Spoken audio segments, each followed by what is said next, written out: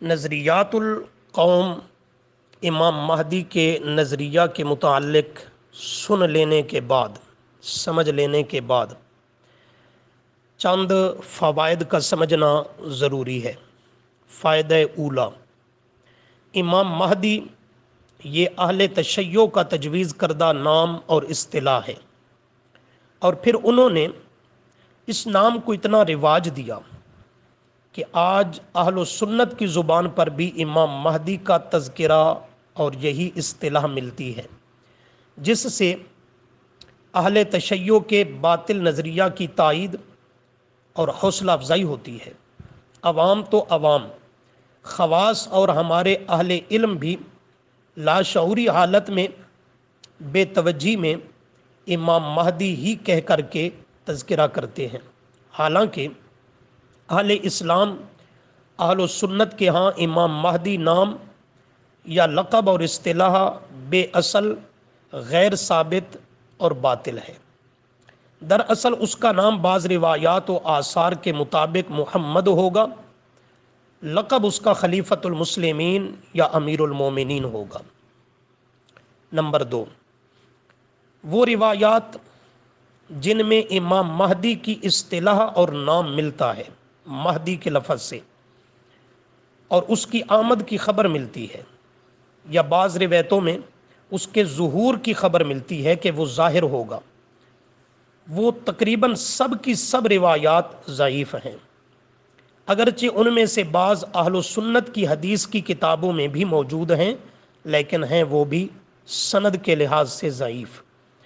اور جو روایات صحیح ہیں ان میں امام مہدی کی اصطلاح اور خبر موجود نہیں ہے، بلکہ ان احادیث میں جو صحیح ہیں سند کے لحاظ سے، جو آپ صلی اللہ علیہ وسلم سے پیشین گوئی ملتی ہے، تو اس میں امام مہدی کا تذکرہ قطعاً نہیں، بلکہ خلیفۃ المسلمین اور لفظ خلیفہ سے اس کا تذکرہ ملتا ہے، جس سے یہ بات عیاں ہوتی ہے کہ اہل تشیع کا یہ نظریہ امام مہدی کے متعلق اور ان کی یہ اصطلاح امام مہدی کی، یہ ضعیف اور موضوع اور من گھڑت قسم کی روایات پہ قائم کی گئی، جبکہ اہل سنت کا نظریہ کہ وہ ایک خلیفہ ہوگا اور زیادہ سے زیادہ وہ امیر المومنین اور خلیفۃ المسلمین ہوگا،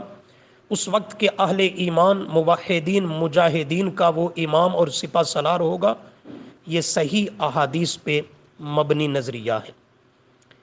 اس کے بعد تھوڑی سی تفصیل ان روایات کے متعلق کہ جن میں امام مہدی اور لفظ مہدی کا تذکرہ تو ملتا ہے لیکن وہ روایات ضعیف ہیں، مختصراً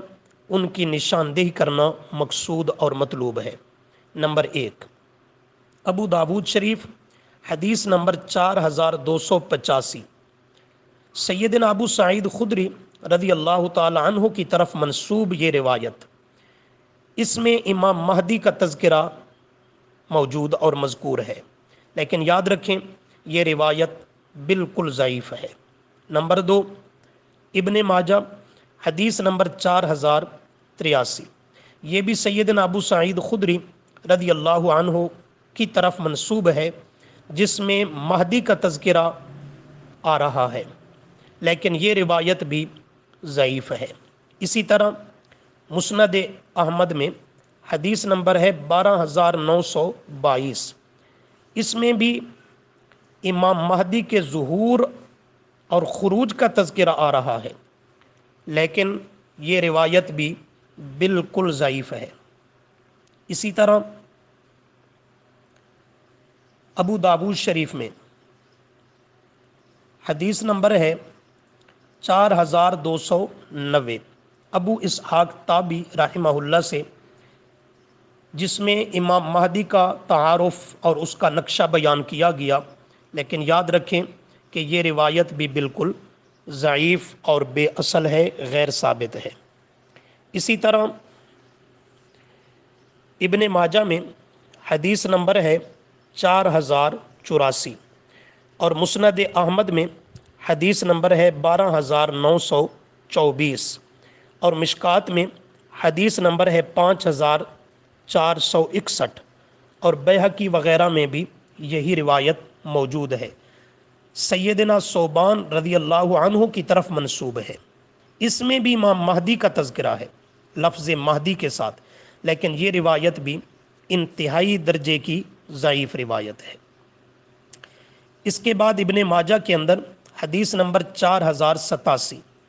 سیدنا انس بن مالک رضی اللہ تعالی عنہ کی طرف منسوب روایت، اس میں بھی مہدی کا تذکرہ ہے، لیکن یہ بھی محدثین کی ہاں روایت ضعیف ہے۔ ابن ماجہ ہی کے اندر حدیث نمبر 4088 سیدنا عبداللہ بن حارث رضی اللہ عنہ کی طرف منسوب روایت، جس میں امام مہدی کی حکومت کا تذکرہ ملتا ہے، لیکن یہ روایت بھی سرے سے بالکل ضعیف ہے۔ اسی طرح 8ویں صدی ہجری کے محقق اور ناقد عالم مصنف معروف تاریخ کی کتاب خلدون، وہ اپنی معرکۃ الآراء تصنیف کے مقدمہ میں مہدی سے متعلق قریب ان سب ہی روایات کی سندوں پر انہوں نے مفصل کلام اور بحث کی جو اہل سنت کی کتب حدیث میں روایت کی گئی ہیں، اور قریباً سب ہی روایات کو انہوں نے مجروح اور ضعیف قرار دیا، جن میں مہدی یا امام مہدی کا تصور دیا گیا۔ اسی طرح بعض روایات میں یہ بھی ملتا ہے کہ سید الانبیاء صلی اللہ علیہ وسلم نے اپنے چچا سیدنا عباس رضی اللہ عنہ کو خوشخبری سنائی کہ امام مہدی ان کی اولاد و نسل میں سے ہوں گے، لیکن یاد رہے کہ یہ روایتیں بہت ہی ضعیف درجے کی ہیں اور بعض ان میں موضوع اور من گھڑت بھی پائی جاتی ہیں۔ دیکھیے کنز العمال جلد نمبر 7 صفحہ نمبر 188 اور صفحہ نمبر 260 پر یہ تقریباً 10 روایات ذکر کی گئی ہیں حوالہ جات کے ساتھ، جن میں امام مہدی کا تذکرہ لفظ مہدی کے ساتھ ملتا ہے، اور یہ روایات اہل سنت کی حدیث کی کتابوں میں موجود ہیں، لیکن یہ سب کی سب روایات ضعیف ہیں۔ ان میں کوئی ایک بھی سند کے لحاظ سے جو ذکر کی گئیں صحت کو نہیں پہنچتی۔ ان کی اندر کون سا راوی ضعیف ہے، کس وجہ سے ضعیف ہیں، یہ تفصیل دیکھنے سمجھنے کے لیے اصل حدیث کی کتابوں کی طرف دھیان دیا جائے۔ یہاں معاملہ بہت تفصیلاً ہو جائے گا اور طویل ہو جائے گا اگر ہم اس رخ پہ چل پڑے۔ تو عرض کرنے کا مقصد یہ ہے کہ جو شروع میں دعویٰ ذکر کیا کہ ان روایات میں کہ جن میں امام مہدی کا تذکرہ لفظ مہدی کے ساتھ ملتا ہے، تو وہ سب کی سب روایات جو ہیں ان میں ضعف اور کمزوری پائی جاتی ہے، اور بعض ان میں موضوع اور من گھڑت ہیں جو سند کے لحاظ سے درست نہیں ہیں۔ لہٰذا اہل سنت کی کتابوں میں بھی اگرچہ موجود ہیں، سیاستہ کے اندر بھی کیوں نہ موجود ہوں، لیکن جو سند کے لحاظ سے ضعیف اور موضوع ہیں تو وہ قطعاً قابل استدلال اور قابل حجت نہیں۔ لہٰذا یہ بات عیاں ہو گئی کہ امام مہدی کا جو تصور بعض روایات سے ملتا ہے وہ درست نہیں اور وہ ضعیف ہے۔